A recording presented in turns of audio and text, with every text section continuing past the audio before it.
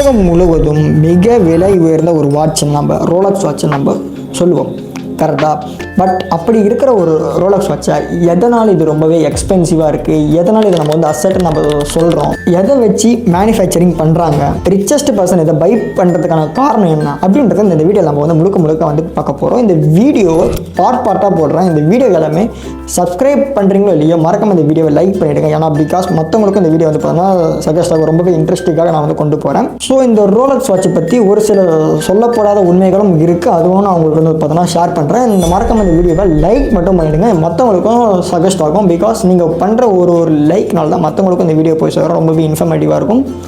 இந்த வீடியோ நான் வந்து பார்ட்டாக போடுறேன், மறக்காம இந்த வீடியோவை சப்ஸ்கிரைப் பண்ணிக்கோங்க. ஸோ இந்த வீடியோ நம்ம வந்து ஆரம்பிச்சிடலாம்.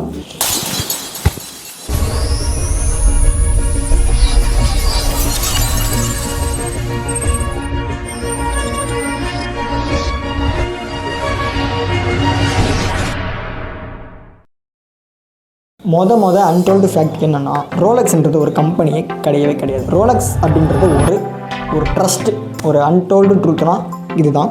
Rolex is not and private company. So this is owned by the Hans and Wilsdorf foundations is a charitable ட்ரஸ்ட்டுன்னு இதை வந்து பார்த்தீங்கன்னா சொல்கிறாங்க. இது கம்பெனியே இல்லை, நான் முன்னாடியே சொல்லிட்டேன். பட் இதுக்கு வந்து பார்த்தீங்கன்னா ஷேர் ஹோல்டர்ஸ் இருக்க மாட்டாங்க. அதாவது ஒரு கம்பெனியில் நிறைய இன்வெஸ்டிங் பண்ணுற இதுவெல்லாம் இருக்கும். ஸோ அந்த ஷேர்ஸ்லாம் இருக்கும். ஸோ அந்த மாதிரி இல்லை, ரோலக்ஸில் வந்து பார்த்தோம்னாக்கா ஷேர்ஸ்லாம் வந்து இருக்கவே இருக்காது. இதில் யாரும் ஷேர் ஹோல்டர்ஸ் வந்து இருக்க மாட்டாங்க. இது ஒன்று. இதில் வர ப்ராஃபிட் எல்லாமே பிராண்ட் வேல்யூவை மெயின்டைன் பண்ணுறதுக்கோசமே வந்து பார்த்தீங்கன்னா முழுக்க பண்ணப்பட்டது. ஸோ இதை சப்ளை ரொம்பவே ஸ்ட்ரிக்டாக கண்ட்ரோல் பண்ணுற ஒரு மெத்தட் தான் இந்த ரோலக்ஸோடைய நோக்கம்.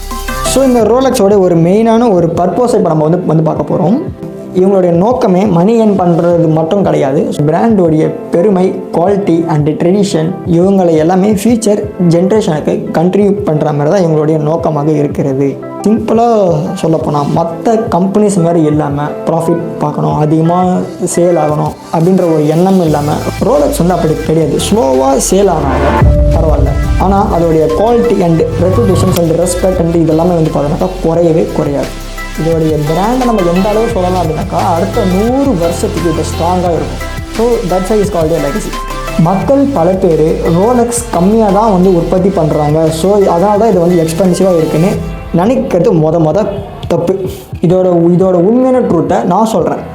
ரோலக்ஸ் வாட்ச் வந்து பார்த்தோம்னாக்கா முழுக்க இது மிஷினில் பண்ணுறது கிடையாது. ஸோ இது முழுக்க வந்து பார்த்தோம்னாக்கா கையால் செய்யப்படுற ஒரு எக்ஸ்பென்சிவான ஒரு things. Final assembly and adjustment and testing இது எல்லாமே வந்து பார்த்தோம்னாக்கா மனுஷங்களால் செய்யக்கூடிய ஒரு விஷயம் தான் இந்த ரோலக்ஸ் வாட்ச். ரோலக்ஸ் வாட்ச் வந்து பார்த்தோன்னா செய்கிறது சாதாரணமான விஷயம் கிடையாது. பட் இதுக்கு super skilled technicians and year of training உள்ள ஒரு ஆள் அண்டு இதோடைய பேஷன்ஸ், அதாவது அவங்ககிட்ட வந்து பார்த்தோம்னாக்கா நிதானம் ரொம்ப அதிகமாக இருக்கணும். அது மட்டும் கிடையாது, மைக்ரோஸ்கோப்பை அக்யூரேசியாக ஜட்ஜ் பண்ணி கரெக்டாக பண்ணுற ஒரு ஆளால் தான் இது வந்து பார்த்தீங்கன்னா கரெக்டாக செய்ய முடியும். ஸோ வேறு ஆளால் செய்ய முடியாது.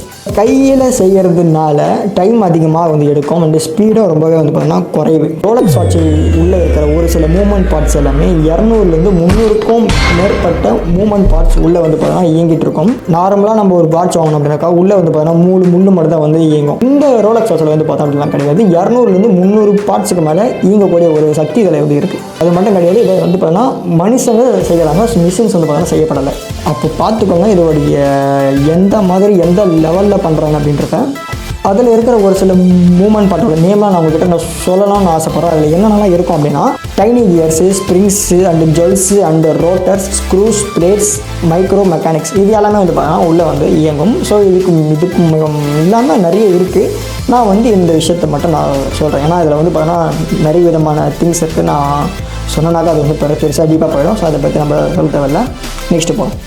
200க்கும் 300க்கும் மேற்பட்ட ஒரு பார்ட்ஸ் வந்து உள்ளே இயங்குது. ஸோ இதில் ஒரே ஒரு இயங்குதல், ஒரு மிஷின், ஒரு சின்ன மூவ்மெண்ட் பார்ட்ஸ் வந்து பார்த்தீங்கன்னா சரியாக வேலை செய்யாமல் போயிட்டாலோ, அக்யூரேட்டாக வேலை செய்யாமல் போயிட்டாலோ உள்ளே இருக்கிற மொத்த மூவிங் பார்ட்ஸும் வந்து பார்த்தோன்னா சரியாக அக்யூரஸியாக ஒர்க் ஆகாமல் போகிறதுக்கான சான்சஸ் ரொம்ப அதிகமாக இருக்குது. இதோட குவாலிட்டியோட கண்ட்ரோல் மிகவும் கஷ்டம்.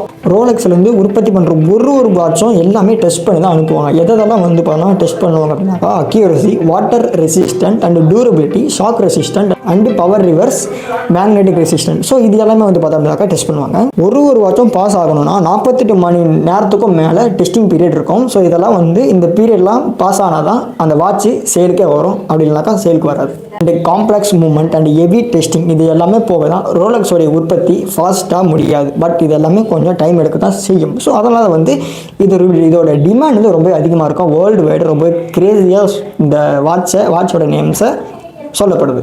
அதுக்கப்புறம் முக்கியமாக ஒரு சொல்லப்படுற விஷயம் என்னன்னாக்கா இதோட சப்ளை டிமாண்டு கரெக்டாக இருக்க மாட்டேன். அதுக்கப்புறம் இதோட ஸ்கேர்சிட்டி வந்து ரொம்ப அதிகமாக இருக்கும். அண்ட் பீப்புள்ஸ் வந்து பார்த்தோன்னா வெயிட்டிங் லிஸ்ட்டில் இருப்பாங்க இதை வாங்குறதுக்கோசமே. அண்ட் அது மட்டும் கிடையாது, ரீசேல் வேல்யூவும் ரொம்பவே அதிகமாக இருக்கும். ஒரு வாட்சை நீங்கள் வாங்கி விற்றீங்க அப்படின்னாக்கா 5000லேருந்து வாங்கினா 500 தான் போகும். இது வந்து நார்மல் வாட்ச். பட் நீங்கள் அதிக விலை உயர்ந்த ஒரு வாட்ச் நீங்கள் ரோலெக்ஸ் வாட்சை நீங்கள் பை பண்ணி அதை நீங்கள் சேல் பண்ணிங்க அப்படின்னாக்கா நீங்கள் வாங்கின அமௌண்ட்டை விட அதிகமாக விற்கலாம் அப்படின்றத சொல்லப்படுது. அதனாலே இந்த ரோலெக்ஸ் வாட்சை ரொம்பவே எக்ஸ்பென்சிவாக இருக்கும் அப்படின்றத சொல்லப்படுது. ஸோ இதோட அசெட் வந்து பார்த்தோம்னாக்கா நான் நெக்ஸ்ட் வந்து சொல்கிறேன். அசெட் ஏன் இதை வந்து சொல்கிறாங்க அப்படின்றத நான் சொல்கிறேன். மோஸ்ட்லி எல்லா வாட்சஸ்லையும் 316 ஒரு ஸ்டெயின்லெஸ் ஸ்டீலால் யூஸ் பண்ணப்பட்டது. பட் இந்த ரோலெக்ஸ் வாட்ச் வந்து பார்த்தோம்னாக்கா அப்படி கிடையவே கிடையாது. 904 ஒரு ஆஸ்டர் ஸ்டீலால் கொண்ட ஒரு ஸ்டீலில் தான் வந்து பார்த்தோம்னாக்கா இந்த ரோலெக்ஸ் வாட்ச் கூட செய்யப்பட்டிருக்கு. ஸோ இந்த 904 ஒரு ஸ்டீல் எந்த அளவில் இருக்கும் அப்படின்னாக்கா இது ஒரு superior and premium and expensive and industrial கிரேடில் ஸ்டீல்லே நம்பர் 1 ஃபஸ்ட்டு கிரேடு ரொம்ப ஹை குவாலிட்டி. அதாவது நம்பர் 1 ஸ்டீல்னால் அது 904 ஸ்டீல் அப்படின்றத சொல்லப்படுது. இது அவ்வளோ சீக்கிரம் வாங்க முடியாது. ரோலெக்ஸ் கூட இருக்கிற டைப் வச்சிருக்கிற ஒரு நிறுவனம் தான் வந்து இந்த ஸ்டீலை பை பண்ண முடியும். ஸோ இது வேறு யாராலையும் பை பண்ண முடியாது. எல்லா வாட்சிலும் வந்து பார்த்தோம்னாக்கா இந்த 316 ஒரு ஸ்டீலை யூஸ் பண்ணியிருப்பாங்க. பட் ரோலெக்ஸ் வந்து டிஃப்ரெண்ட். ஸோ இது வந்து 904 ஸ்டீலை வந்து பார்த்தோம்னாக்கா மேக் பண்ணப்பட்டிருக்கு. அதனால இந்த ரோலெக்ஸ் வாட்ச் வந்து பார்த்தோன்னா ரொம்ப எக்ஸ்பென்சிவாக இருக்குது. இந்த வீடியோ உங்களுக்கு பிடிச்சிருந்தா மறக்காமல் லைக் பண்ணிக்கோங்க. மேலும் இன்ஃபர்மேஷனுக்கு இந்த வீடியோவோட கண்டினியூட்டி பார்ட் 2ல் ஆட் ஆகும். ஸோ அந்த பார்ட் 2 லிங்க் டிஸ்கிரிப்ஷனில் இருக்குது, மறக்காமல் போய் செக் பண்ணி பார்த்துக்கோங்க.